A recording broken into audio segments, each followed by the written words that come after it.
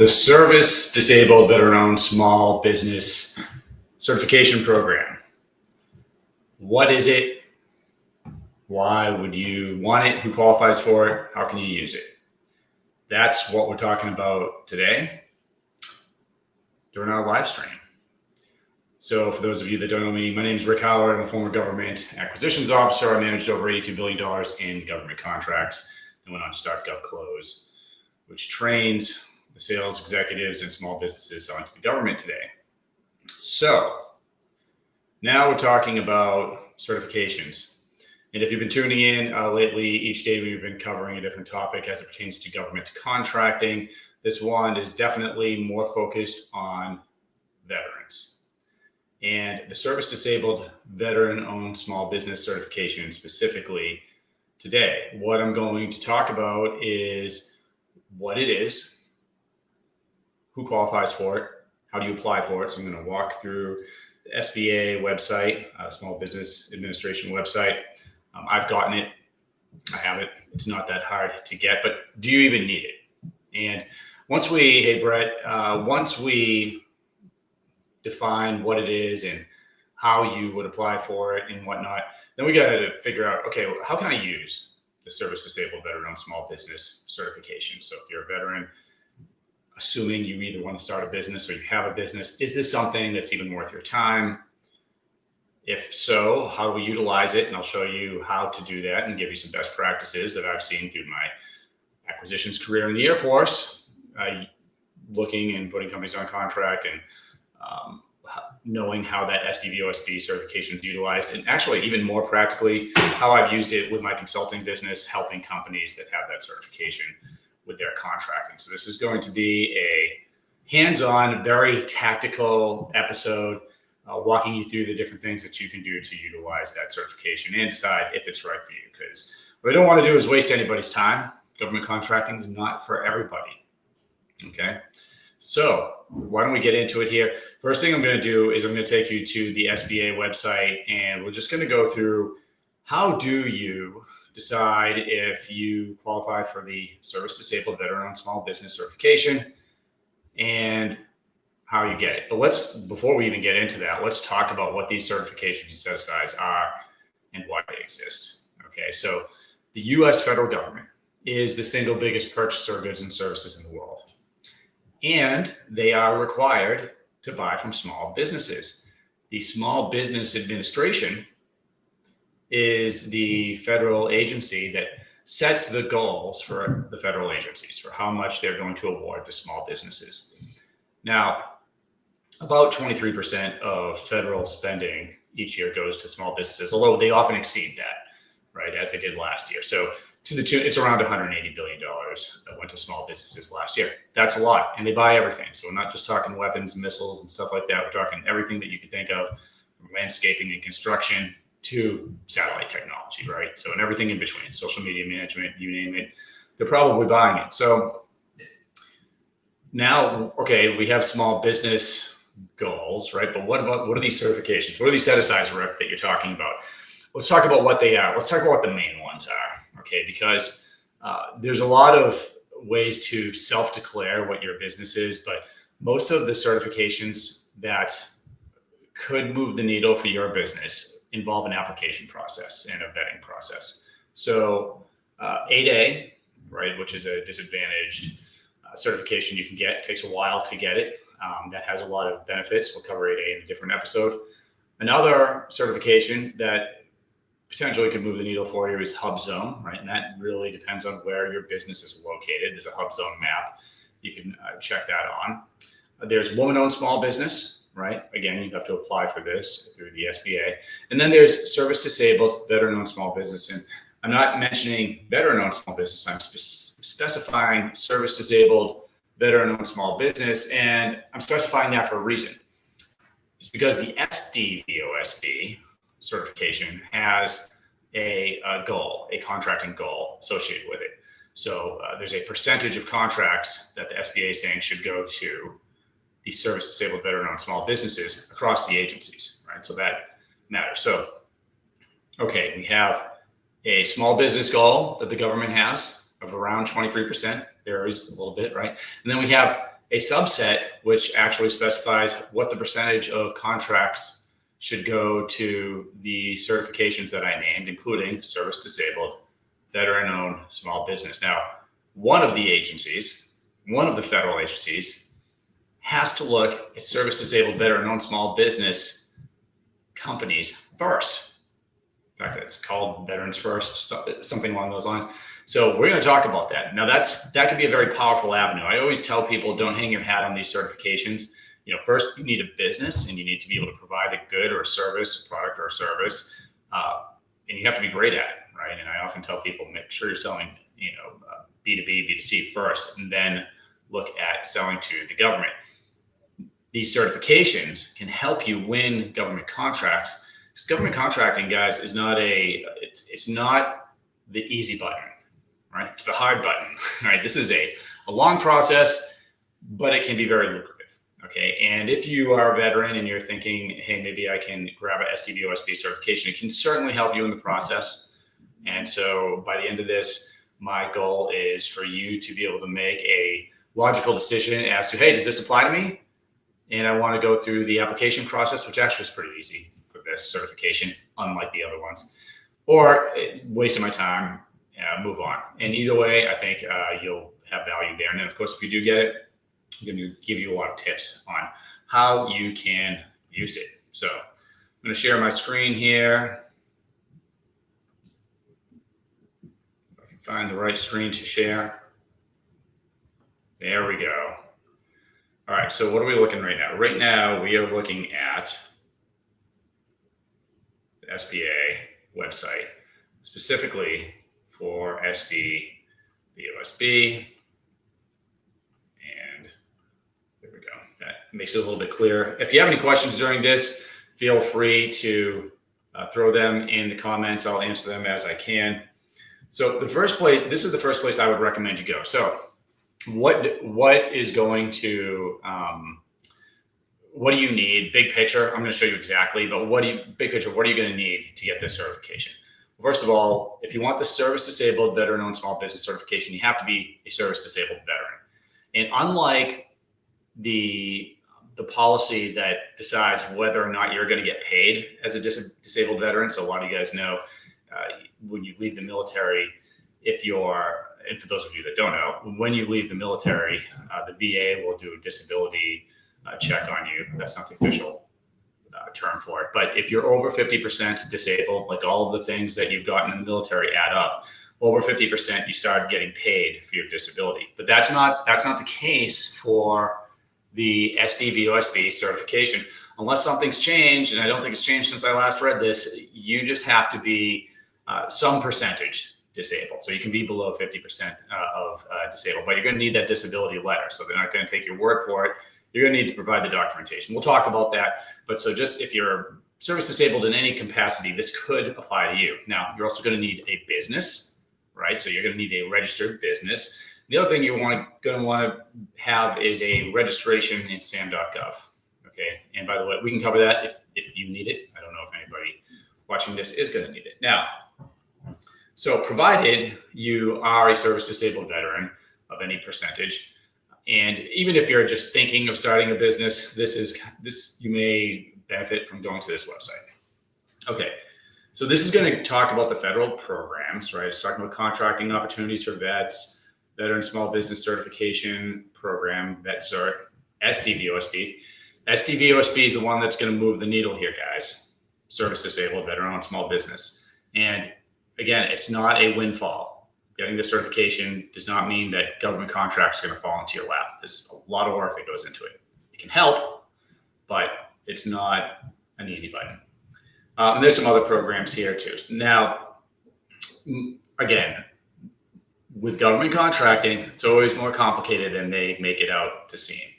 So they're talking about, hey, if you have this certification, you're now eligible to compete for contracts that are set aside for veterans. True. Again, there's a lot more that goes into it. So to apply for SDVOSB, it's going to be through this website. It used to be, now if you're an older gentleman or a woman like myself, you may have done this before through the VA, but it has since moved to the SBA. Okay, so now if you want the service disabled veteran-owned small business certification, you're going to go through SBA.gov, and you are going to click this apply now. But before I show you guys this, we're going to go down. Now, if you want to actually read the guidance and what the law says about the SDVOSB certification, it's going to give you links here. Okay, and then it's then going to go into how do I apply for the certification. This is very self-explanatory, and I want to be specific for the veterans out there. If you don't have this certification, you do not need to pay somebody to get this. In fact, I advise you not to pay somebody to do this for you. This is not a complicated process. You can do this yourself. If you have questions, I've been through the process myself. My business is SDVOSB, so I can give you some pointers. You don't need to pay anyone for this. This is something that you can do on your own. And it takes a couple of weeks. It could take a month, but that's a lot shorter than a lot of the certifications out there. All right. It does go through some frequently asked questions. It goes to the SBA veteran fact sheet, which I advise you to take a look at. We might take a look at here today. And then some eligibility requirements, right? So now the big one they talk about here, so there's some they talk about and there's some they don't talk about. You have to be identified. So there's also, you can be a VOSB, veteran-owned small business, but there's no percentage associated with this one. Meaning there's no requirement for, unless I miss something, that the government has to set aside VOSB. It's the service disabled veteran-owned small business certification that they are setting aside. They say, hey, this amount of contracts, this percentage should go to small businesses that are registered SDVOSB. Some of the information on here is straightforward. Some of it is misleading, but it says you have to be a veteran or a service disabled veteran. It says you have to be a small business as defined by size standard. All that means, guys, there's something called an NAICS code. There's hundreds, if not thousands of them. And those codes, depending on what you're selling, will determine if you're a small business. It's usually by number of employees or amount of revenue you're generating each year. For employees, it's typically 500 or less. You're a small business, or if it's revenue, it can actually vary pretty dramatically. If you're in one of the trades, it might be 8 million a year or less. You're a small business. If it's something like software, computer, or anything, it might be in the $20 million range. But again, just to know, and you can look it up. You can look up what the size standards are with an NAICS codes. We're not going to do that today, but if you're trying to figure out if you're a small business, you can do that there. Now, it says here, this is important, right? The business owner has to be no less than 51% owned or controlled by a veteran. And in the SDVOSB certification case, that means the owner has to be, if you have a split up between 2 people, 3 people, whatever, 51% has to be owned by the veterans. And you can see here for certification is SDVOSB, no less than 51% of the business is owned and controlled by 1 or more veterans, rated as service disabled by the VA. All right. Okay. So great. What are we looking at here? So when you click on, I just wanted to show you how you're actually going to apply for this.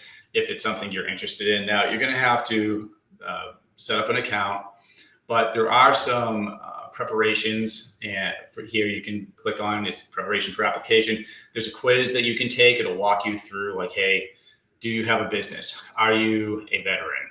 Certain questions like that to decide if you're ready for the application process yet, right? Because you're going to want a business first.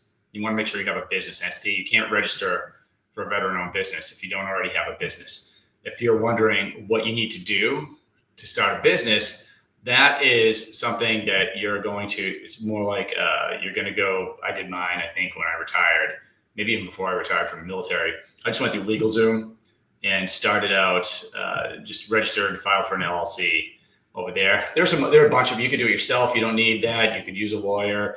You could go through, there's a couple other websites like LegalZoom that I've used and wasn't happy with. So I will say this. It's a lot easier to start your business than it is to dissolve your business. So just keep that in mind. And you're going to have you're going to have taxes that you got to pay on that. Even if you don't make any money, there are going to be certain forms you have to file every year just to stay legal. There's going to be certain fees that you have to pay. So just keep that in mind when you register that business. But the first step, have that business. And then you can go here, which is the SBA website, which talks about how you can prepare for the application and whatnot.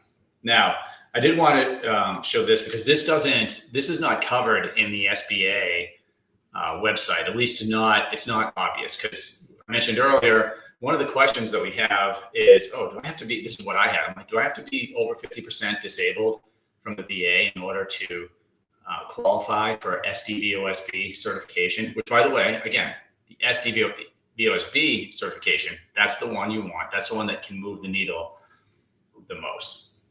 Now, I just wanted to show you here the actual regulation. Service disabled for this certification means a veteran who possesses either a valid disability rating letter issued by the Department of Veteran Affairs establishing a service-connected rating between 0 and 100%, or a valid disability determination from the DoD, or is registered in, but this is the part that is going to apply to most of you. So between 0 and 100%. So you can qualify for this. You don't have to be over 50%. Okay, and this goes on. There's a lot in this right here. Now, some of the SDVOSB specifics. Again, I want to give you resources that you can go to and read this a little bit more in depth. Again, I'm on SBA.gov. I can drop the link here in the comments. Hopefully that goes out to all the platforms we're streaming on here. So this is the page that I'm on right now. And it's talking about how, what other disabled veterans program contracts. And now right here, it's talking about you can compete for contracts that are set aside. So if a contract is set aside from the government, that means typically on SAM.gov, you're going to see a request for proposal or request for quote. Let's say it's for landscaping services. And it will say set aside for service disabled veteran-owned small business. That means you cannot submit a proposal on that for the RFP or that solicitation unless you have this certification. So basically it eliminates all the competition that doesn't have that certification. But this is not where the certification becomes valuable, right? So I'm leading up at the end, that's when we're going to go over the most valuable way to use this set aside and this certification. And it's not just by going and taking a look at, hey, are these RFPs coming out? Are they already set aside? I'm going to tell you and show you how we use it with our clients and how we teach our students in GovClose. By the way, if you want to really become an expert at this and launch your business, go to govclose.com. But so it starts talking, this is why I say some of this information that we find on websites like the SBA, it gives you a little bit, but it doesn't give you the whole picture. Okay. All right, great. There are sole source contracts for disabled veterans. Awesome. But you got to have a business, a product or service you're selling, right, in order to win those. Okay. And then it's talking about, hey, how to find disabled veteran program contractors. That doesn't really matter. I mean, you are going to end up in a registry. Let me see here. I looked up mine really quickly. Once you are, here we go. Here's me. Richard C. Howard LLC. And you can see it lists that I have an active SDVOSB certification, right? So this will happen for you as well.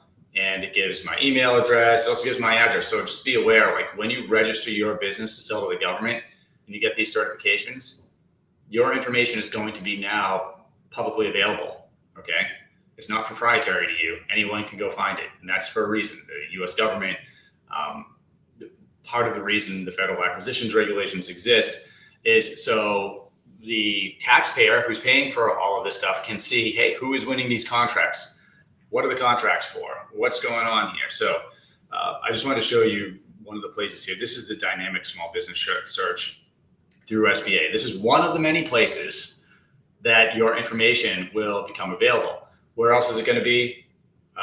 Well, it's going to be all over the place, but it's going to be in SAM.gov because you're going to register in SAM.gov. It's going to be in FPDS potentially if you win contracts. It could potentially be in USAspending.gov. And then there are a bunch of websites and applications, especially today with all the AI stuff going on out there, search tools, market research tools. So there's a lot of places where you can, where your information can end up. So I just wanted to talk about that. Now, okay, Rick, you kind of showed me, hey, how do I apply? How do I qualify for this? I didn't go into extensive detail on the qualification. We can, if you want to. I could go through. I mean, there is a good checklist. I think it's on this page right here where it says how to apply. Oh, here's the fact sheet, right? This is actually a good one. I'm going to put this link in here because I think anyone that is looking at this certification should read through this.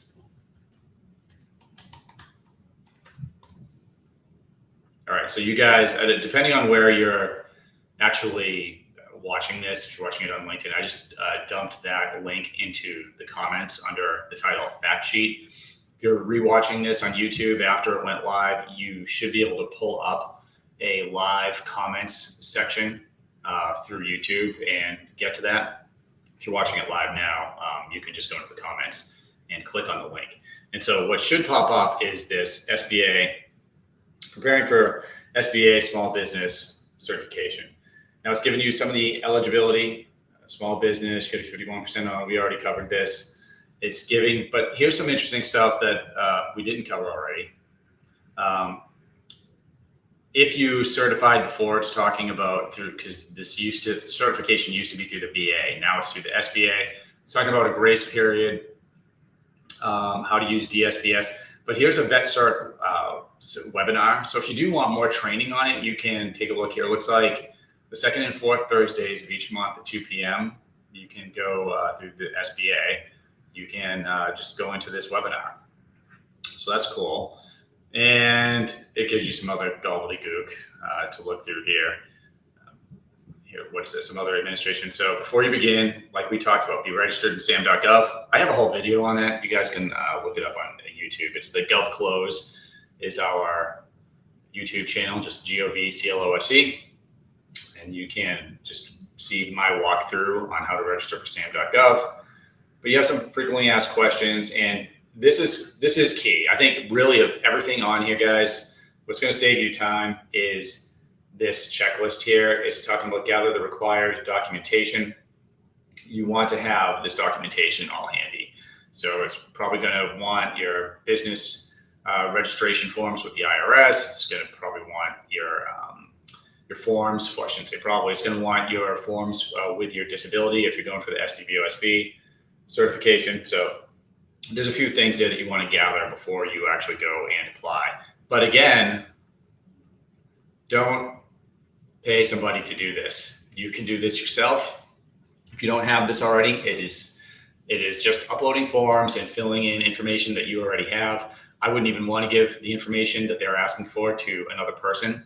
And there are people out there that will try to charge you for something like this. So look, anyone that served in the military, you should be able to go in here and fill this out yourself. So what's next? Probably the most important part of this is where your service disabled veteran-owned small business certification can really move the needle.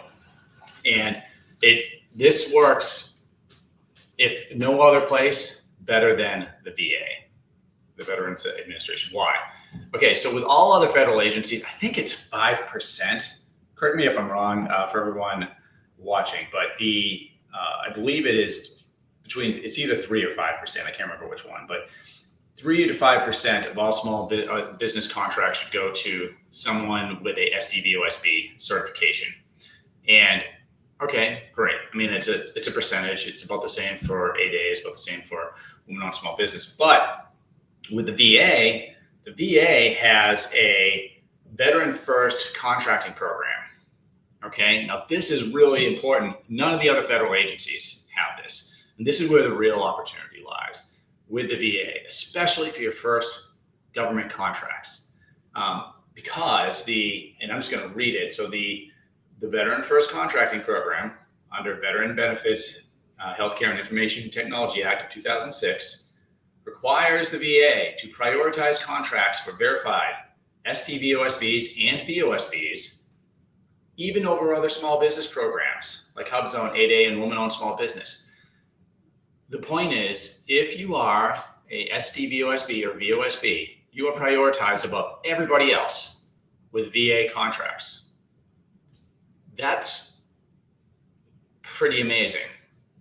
That gives you an amazing and large advantage. And what you'll see if you look at, and by the way, we can see what the VA spends money on, right? So again, we don't have to guess. If you have a business, you sell a certain thing, we can go to the VA and see if they even buy it, right? If I go to the VA, if I go to like usaspending.gov and I look at what, for instance, construction contracts, I'm going to see billions of dollars in construction contracts awarded by the VA, and almost all of them going to service-disabled, veteran-owned small businesses and veteran-owned, but mainly service-disabled, veteran-owned small businesses. Now, that's not the case with every industry, right? Just probably because service-disabled veterans, I think they're less involved. This is anecdotal, right? This is just me spending a lot of time in government contracts. It seems that service-disabled veterans are less involved with white-collar companies than blue-collar. That just seems to be the case. But we're going to look at that here in a little bit. And again, feel free to throw questions my way here and I'll read them as I get to them. Now, how does Veterans First work with the VA? Well, first, they need to figure out if two or more SDVOSBs or VOSBs can actually do the work. And if there's more to it than that, but if the answer is yes, then I believe they are required to set aside the contract. And that's what I'm reading right now. It says, if yes, they are required to set aside the contract for SDVOSBs or veteran-owned small businesses if no service-disabled veteran-owned small businesses are available. Again, this is just getting back to veteran-owned small business versus service-disabled veteran-owned small business. I tell people all the time, sir, don't focus on the certifications, right? Focus on your business, provide a great product or solution. But, assuming you have that in place already, the service-disabled veteran-owned small business is the certification that moves the needle. USB can a little bit. I mean, get it if you qualify for it, but SDVOSB, that is the one that you want. That's the one that really makes a difference. Only if no qualified service-disabled veteran-owned small businesses or veteran-owned small businesses are available do they being the VA, consider other small business set-asides or full and open competition. This is different from all other federal agencies, which are allowed but not required to use the service-disabled veteran-owned small business set-aside under FAR Part 19.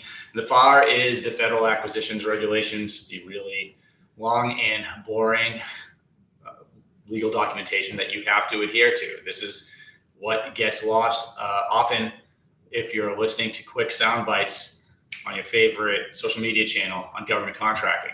It's a lot more complicated than they make it out to be. People go to jail for breaking these laws. Not often, but they do, right? You can do something and be breaking the law and not even know it. Good example is commissions, like working for just being paid a commission for helping a company win a contract. Or if you're a company, if you're paying your sales team only commissions for contracts that get closed by the government, you could be breaking the law. So that's contingent fees in the Federal Acquisitions Regulations. That's just one example. Another example would be, there's a bunch of middleman nonsense out there. There are also regulations that talk about the percentage of work that has to be performed by the prime. Okay, these are very serious things that we have to follow. And we go much more in depth into those, and I can answer questions on those in separate broadcasts. But big picture is these programs are here to help certain groups of people, in this case, service-disabled veterans, and it moves the needle in no place better than the VA. By the way, you could use these benefits to help you win your first contracts and get a nice foothold in the VA, and then expand to other federal agencies. Because once you sell to the VA, you have past performance. In past performance, meaning you have won and successfully completed a contract with the U.S. federal government, once you've done this, it becomes easier to win contracts with other government agencies. You have past performance, you get your foot in the door. And then I always tell people the relationship piece is still there when we're selling to federal agencies. It may not seem like it with all of, the policy and the regs and the SAM.govs and all of this, but at the end of the day, there's a live human being in the federal agency, not just one, that are involved with putting you on contract. Sometimes teams of people, hundreds of people. And you've got program managers, which is what I was in the Air Force. You've got the contracting officer, which is the only person that has a warrant to legally commit funds on behalf of the US government. You have finance people in charge of the different kinds of money. You have engineers that are involved. And then you have leadership, multiple leadership chains, depending on the federal agency. And a lot of people involved there that you can talk to. It can be a challenge to talk to them sometimes, but we have some great instruction on that in govclose.com if you're looking to do that. But you start winning these contracts, make sure the government's happy, and they'll keep putting you on contract. SDVOSB certification is a great way to do that. Now, if you're just logging in, this is what we've covered. We've covered what SDVOSB is, why the government has these set-asides and certifications. We talked about how to know if you qualify for SDVOSB, which basically is you have to be a disabled veteran, anywhere between 0 and 100%. But you're going to have that letter from the VA. You don't have to be over 50%, right? You have to get paid. Any percentage. You have to have a business. You have to be registered in SAM.gov. We talked, and I showed you, and you can rewatch this if you missed it. I showed you where to apply for the certification, where the checklists are to give you the information. And now we just talked about why selling to the VA among all of the federal agencies is really the sweet spot and really where you can move the needle. And it's because the other agencies have a small percentage. They can set something aside for SDVOSB, meaning of all the contracts that they're awarding, they might set 3 to 5% of those aside for service disabled veteran-owned small business. But the VA has to look at veteran-owned businesses first, specifically service disabled veteran-owned small businesses. So if they determine that there's 2 or more businesses that can provide them help desk services, landscaping services, social media management, augmented reality solution, construction, then they have to set it aside for service disabled veteran-owned small business. If there's not 2 SDVOSBs, they have to look at veteran-owned small businesses. There's a lot more to this, but the fact that the VA has to look, it's called the Veterans First Program, the Vets First Program, Veterans First Contracting Program. I'm not going to read the clause. You guys can look it up. And because the VA's mission is serving veterans, and Congress directed the VA to do this and to make sure that meaningful opportunities are available for veterans. So if you are a veteran business owner, this is an opportunity. But government contracting is not easy. Okay, so I want to foot stomp this. Even though this program exists, it doesn't mean you're going to win a contract in 3 weeks. A normal contracting process is 6 to 18 months. That's how long. Are there variations on that? Yeah, sure. Can you get a contract in 3 months? You can, right? I've awarded a contract in 30 days, but a lot has to be in place in order to do that. Let's see here. Hey, Fred, how's it going? Fred, Rick, question for you. With working with the GSA, would manufacturers or machine shops being an option for GSA applications, even though it might be outside? Wait, let me read this again. So this is not a veterans question, that's an SDVOSB question. Question for you: with working with GSA, would manufacturers or machine shops being an option for GSA applications, even though it might be outside of the GSA marketplace? I'm not sure exactly what you're asking there, Fred.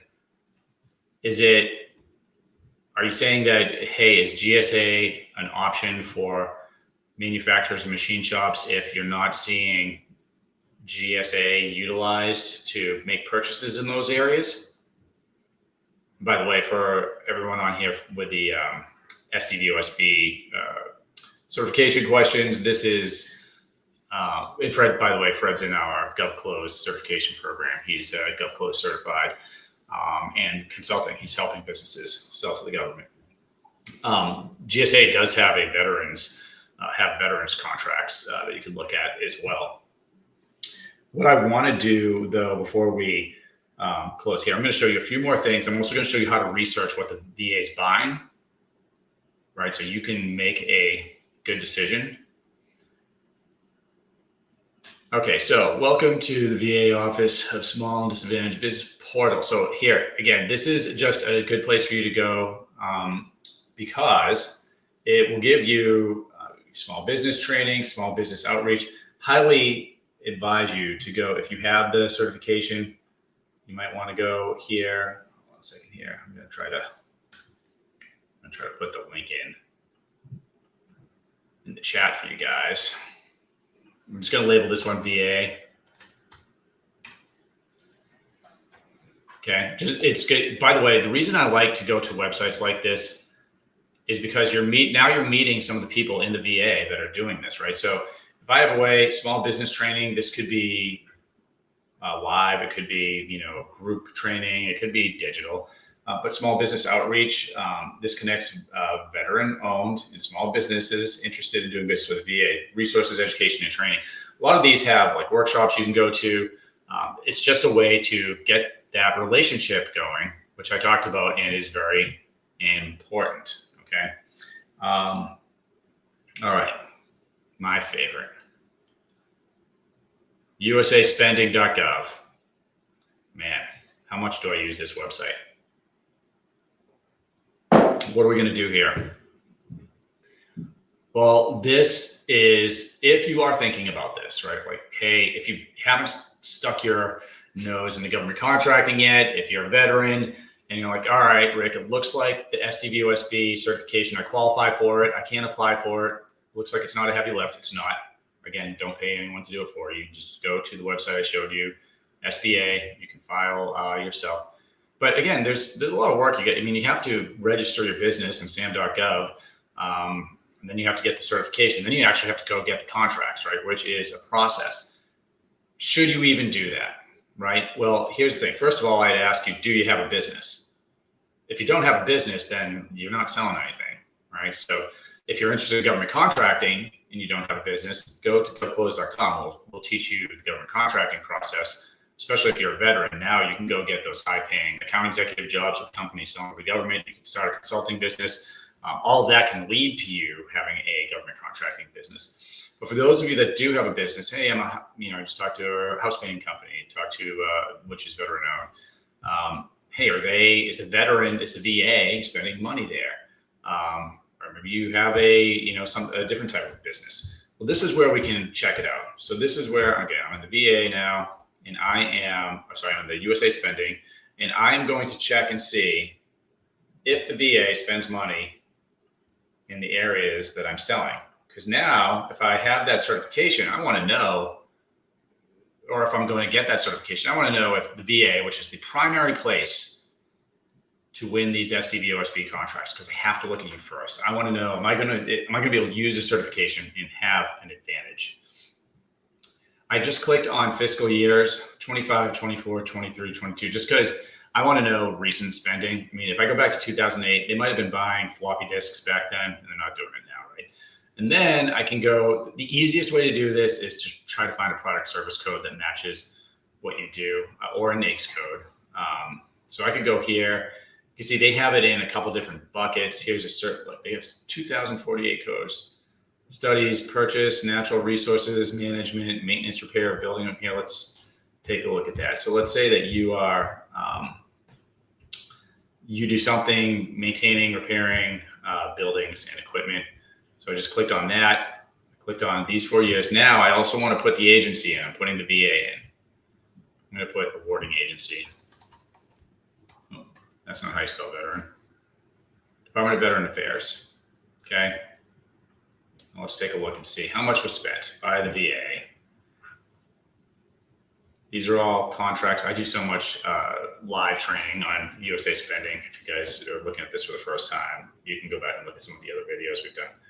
Okay, so just on that code, over the past 3 or 4 years, the VA has spent $3.29 billion. Okay, now, We can also see how much of that, I keep doing this, guys. I keep bopping around. I have so many websites open now. Now we can take a look at how much of this is actually going to service disabled, veteran-owned small businesses. That's pretty cool, right? So of that, I would love to hear what your guesses are. So this was maintenance and repair and rebuilding of equipment. $3.29 billion over the past, FY25, which we don't even know. We're not at the end of fiscal year 25 yet. So 3 full years, FY24, 23, 22, and we have part of FY25. This is the total amount spent, $3.29 billion. Now I'm going to say, all right, recipient type. I want to go to service disabled, veteran-owned small business. How much of that $3.2 billion went to veteran-owned small businesses? This is, by the way, this is still total. All right, so it's just under about almost 912 million in 24, 844 million. Okay, so this is all businesses. Let's go submit. So now this is going to tell me how much was awarded to only small businesses with that service disabled veteran-owned small business certification. And that's 807. That's actually less than I thought. 873 million. That's still a lot, but because it's roughly a little bit less than a third, maybe a quarter. And then by year, it's showing me 242 million last year, 194 million so far this year. So if you're involved with like rebuilding equipment, again, that's going to cover a lot of different things. But so we can see, okay, how much are they spending? Now you know, like for service disabled veteran-owned businesses, and we can do this for any code, so or any type of business, right? Provided it has a code associated with it. What if let's look at something else here.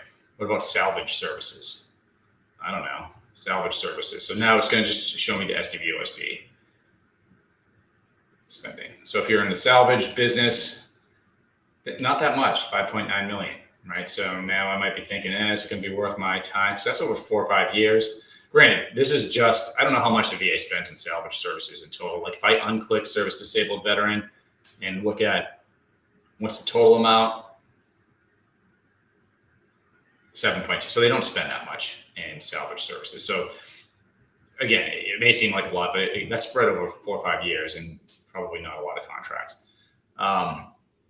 Let's take a look at something else. Let's see here. So we looked at salvage services. Let's see here, quality control. What about architecture and engineering services? How much does the VA spend?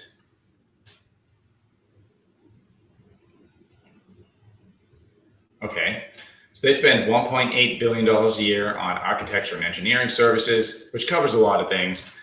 But again, now you can see what I'm doing here. I'm just going back and forth. All right, $1.8 billion, not a year, $1.8 billion over the past 4 years. How about for service disabled, veteran-owned businesses? Let's put back in the calculator. 1.4. Okay, so this one we can see most of this is going to service disabled veteran-owned businesses, right? So that was $1.8 billion for architecture and engineering services. And when we then put the parameter on no, just show me the ones that were awarded to SDVOSB, there's $1.5-ish billion awarded. Because remember, the VA has to look at veteran-owned businesses, service disabled veteran-owned businesses first. Let's see here. All right.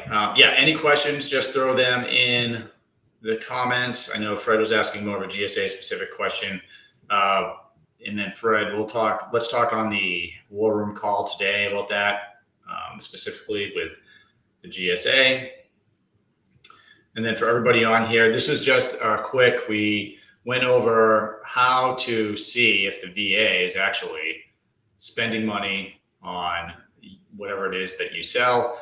And that's important to help you determine if you want to get that certification, kind of go through this. That's in the VA, and it's important because the VA, that's where the needle is really going to move, because they have to look at SDVOSB and VOSB businesses first. And then they can award them to other companies if there aren't two or more of the SDVOSB or VOSB. So finally, what we're going to look at is, all right, Rick, how do I find the opportunities for these and that? We're going to go to sam.gov. Whoa, that's not good. Sam.gov, I got a 404, probably because I logged out, which is fine. Sam.gov, this is where, remember, with registering, if you're going to register your SDVOSB, you do it through sam.gov, and you have to have a registration in order to apply for the SDVOSB certification. First, you need your business, your LLC paperwork, then you go here, you can register. You're going to register. There's a nice checklist in here too. Here it says register your entity or get a unique entity. So you just click get started over there, and it'll walk you through it. I'll give you the checklist. I'm not going to go through that here today. What I am going to show you, what's your best practice for finding some of these opportunities? Well, there's two things you can do, but I always want to find the opportunity as far ahead of the solicitation as possible. If you're just looking for RFPs or solicitations, and here, this is what I mean. I just click search on sam.gov. Now I'm going to click contracting. And now I'm going to take a look at the notice type. I can look for a solicitation, right? And then I can look for solicitations that are set aside. And what that means is, all right, if it's a solicitation that's set aside for service disabled, better known small business, which I can find right in here. Okay, it's going to give me, this means that, okay, this is due August 7th, it's for construction. A, it's with the VA. A, it's with the VA. A, it's with the VA. This one with the DOD. So not surprised, first three with the VA here. This means I'm going to write a proposal, and they're going to review it, and I could be awarded. But the way that we win contracts, and the way that, by the way, they have to decide if they're going to set something aside, right? How are they going to do that? It's in the market research phase, and this is the most important part of government contracting. It's the reason things take long. You're not starting with the solicitation. Okay, very rarely. You're starting before this. So I'm going to unclick that. I want a source of sought. This is where I'm going to tell the VA that I'm an SDVOSB. I'm actually going to, I could get rid of this too, but so it looks like these sources sought are actually already, they must already be looking at setting this aside for service disabled veteran on small business. But this is where you can reach out to them, let them know what your business does. You can let them know things that you think should be in the solicitation that will make you more competitive.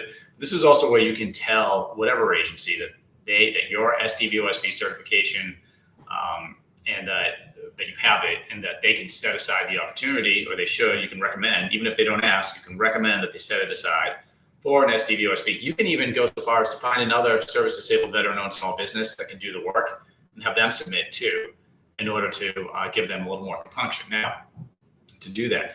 Now, again, let me get rid of this. With the VA, you're going to have a better effect at getting them to set something aside. But with another agency, it's going to be a little bit less effective because they don't have to. They don't have to look at veteran businesses first. This is something that the VA is doing. So there it is, guys. SDVOSB in a nutshell. Hope everyone got something out of that. Let me know in the comments next time you want a different topic, and we'll see you next time. Cheers. After going through the course, I was able to land a client that pays me a monthly retainer to actually help them develop their business and go after these federal contracts. I was able to get a consulting gig with a software company that currently works with the intelligence community. Within 2 months, I had my first client. So the initial contract was for a 3-month contract for $4,000 a month. So 27 years old, you've never worked in government contracting, you've never worked as a consultant, and you just closed your first deal, is that correct? That's fair. And I've got a couple small projects on the side as well. So definitely probably my best investment I've made all year. A cold call landed a 9-figure government contract. Start a consulting business and a high salaried position as a account executive in public sales. So you're doing both of those things. I'm living the best of both worlds right now. So my name is Mike Knickerbocker. I am a naval officer that's getting ready to retire. Right now, I have 3 firm clients and 2 more perspectives. I'm able to provide value across different industries because the skill set that I learned through the course, I was able to apply my own experience. GovClose came and it was a no-brainer. I wanted some secret sauce.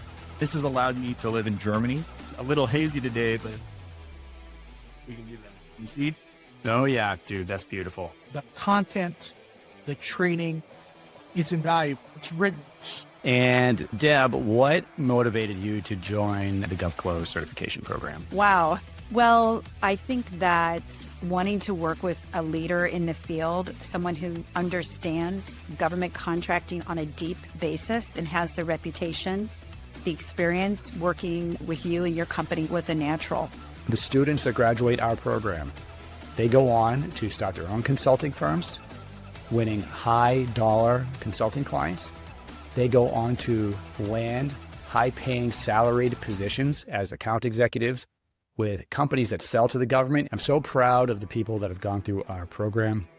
And if you are considering either a job or a business, and by the way, some of our students are doing both, as I did. They're running a consulting business and they'll have an account executive job. It's transforming their lives. It's bringing true wealth to them and their families. Back to the video.